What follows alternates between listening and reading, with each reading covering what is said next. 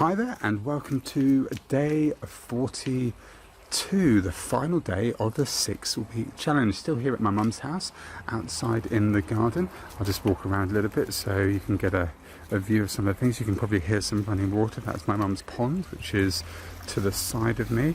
I'm turning around so you can possibly see it. But there's the pond. It looks a bit skanky actually. I might have to give that a clean out before I go. So today is the last day of the official challenge. Obviously it's not going to be my last video because I'm going to keep shooting these every day from now onwards to give you some hints and tips, and also to answer any questions that you might have about your weight loss journey and what you can do to help. So today I've got two things I want to talk about. One is something really reassuring and something that I'm really happy about. The other thing is something I'm really pissed off about. So the first thing that I'm really happy about is I got a lovely message last night from a chap called Tony. Now Tony is somebody who I organised a meetup group in Bournemouth in order to try and help guys do what I did and lose the weight quickly and then keep control of it moving forwards. And Tony's one of the guys that came to it, and this was about 12 weeks ago, I think it must have been. And Tony has just hit the 40 pounds of weight lost. So he's been losing about 3.5 pounds a week. Now, by his own admission, he's been jumping on and off doing things, but he's been consistent. He hasn't stuck to doing a serious calorie deficit. I think he's been living his life, but he has got more active, has been walking. But 40 pounds, Tony, that is amazing. And he said, in his message was lovely, he said that it was in large part due to me helping him. But actually, I said to him, that's not true. I mean, it's really lovely of him to say that. And yes, I have supported him. Yes, I have given him a framework and a way to do this. But it's him, it's his journey, it's him that's achieved it. So Tony, absolutely bloody brilliant, mate. I'm so happy about that. And then I was watching something else last night after that. I was feeling all good about myself, and I started to watch Revenge Body, which I'd never seen before, with, I think it's Khloe Kardashian, basically people getting fit or healthy to try and look good for their exes or somebody who treated them badly, to make them feel bad and like, hey, look at me. And I was shocked with the advice they were giving people. There was one girl, and this is these are medical experts as well. So there's this girl who wanted to lose weight. She went to have her VO2 max done, so seeing how much she actually burns. I mean, that's not actually what your VO2 max is, but what they wanted to find out was what her actual resting metabolic rate was. So how many calories she needed a day just to lose weight, just to maintain, if she did nothing. And hers was 2,000 calories a day. And so the advice, the medical professional, they said, look, 2,000 calories a day, so you need to be eating at least that. And if you're eating less than that, your body's going to go into starvation mode.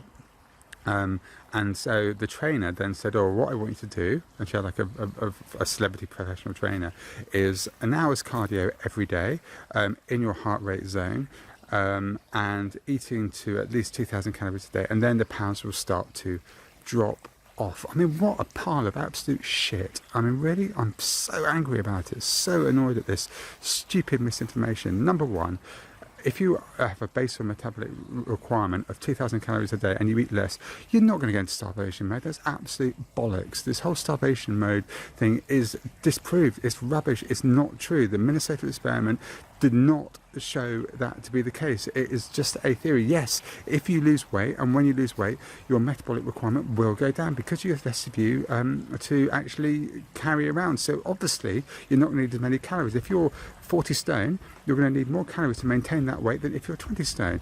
If you're 15 stone, you're going to need less calories to maintain that weight than if you were 20 stone. That is just basic bloody maths and basic bloody common sense. There's nothing else about that. But if you want to lose weight, you need to be eating under, and you need to be looking at what your basal metabolic rate is and use that as a benchmark. Exercise will help, and that will give you additional stuff to take off, exercise related calories and thermogenic. Yes, that will help, but actually no, your key thing is actually how much you should burn when you're at rest, and use that as a benchmark. And don't say, actually, if that's the amount, that's what I should be eating. Absolute bollocks. That's what you're eating to maintain yourself. If you do absolutely nothing else. So it's just absolute horseshit what she was saying. And then the trainer with her hour-a-day exercise, yes, that's good. An hour-a-day of cardio is fine. But if you're doing moderate cardio, yeah, you might burn 400 or 500 calories a day, and that might get you up to, if you're doing it 7 days a week, which personally I think is unsustainable for anybody, but say you're doing it 5 days a week, then you're going to burn 3,500 calories. That's a pound of fat potentially through a lot of hard work. But actually you're not doing yourself any favours there, because you're not adding any weights, you're not doing any strength training, and strength training is one of the key things you need to be doing in order to build stronger muscles, which then means it increases your basal metabolic rate, which means you then need more calories. And if you're training in the right way, if you're doing, if being quite doing supersets and actually being quite quick between them, your heart will get a workout as well. So you're actually going to get the benefits of both. So most people recommend, and what I recommend, is to get, if you can fit it in, 2 cardio HIIT type workouts a week, or 2 decent cardio workouts plus walking on top of that, and 3 strength training workouts a week. And if you can do that, then you're going to be gold. You're going to be moving in absolutely the right direction. But none of this bollocks about hey, eat your metabolic basal metabolic rate. What a crock of shit. And the problem is, this is mainstream media. This is going out to lots of suggestible, impressionable people, and what it's doing is just helping to perpetuate and push people into a place of no hope, and making them feel guilty and bad if they don't then hit these unachievable, unrealistic targets. It's not about that. What it comes down to is your journey and to changing your behaviours. And it's not about diet, it's about behaviours. Everything's about behaviours. If you look at your lifestyle will dictate where you're at and what you're doing. If you're out partying every night, if you're out eating in restaurants every night or eating those, you're going to put on weight. That's just a simple fact of it. If you're a really busy and active person who eats relatively healthy, you're not going to put on weight. You're probably going to lose weight, or you're going to be in good shape. It's lifestyle. Lifestyle is equal to your weight. There is no two differentiating points about that, and that is all about behaviour. And so this punishing yourself, demonising yourself, saying you're good or bad, bollocks. It's nothing to do with that. It's really, we've got to look at how we change and reframe the way we think about these things. And there are different ways you can do that.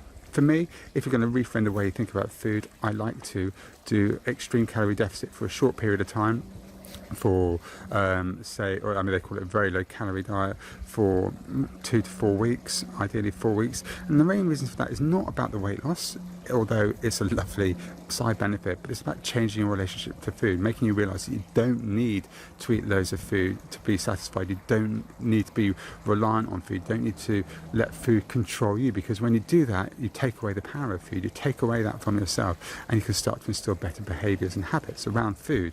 The second thing we have to look at, and what I like to look at, is actually what are these triggers, what's making it happen, and how we can actually help with our behaviours and get slightly better habits going on. So if you get slightly better habits and a slightly better mindset, it helps you around food and make better choices. And I say better choices, but again, it's that thing about demonising. I think it's not about making the choices which are best for your goals and your lifestyle, and the lifestyle that you want to have, and to being the best person, the person that you want to be. And if the person that you want to be is overweight and unhealthy, that's cool. That is your thing. If you want to be fit and healthy, and be there for your kids, be there for your family, look good, all those kind of things that we want, have hopefully a good long life, barring other things happening to you, then that's the choices you make. And it's all about choices and behaviours. And finally, it's about doing the right kind of exercise and stuff that, again, is manageable and sustainable, and that you're not going to have something unrealistic there, then you're going to beat yourself up about, and you're going to think, oh, I hate doing this stuff. It shouldn't be hateful, it should be fun, and it's about finding ways to do that. So those are the 3 pillars of what my program is about, the 3 pillars about long-term success. Sorry, a bit ranty on this because I got so annoyed about it, but that's what I've got to say on it. It's been cracking doing the challenge with you guys, and when I get back I will do a final weigh and see where we're at. I say obviously back home with my wife and family, my wife and daughter, but for now, I just thank you for watching, and I will speak to you tomorrow.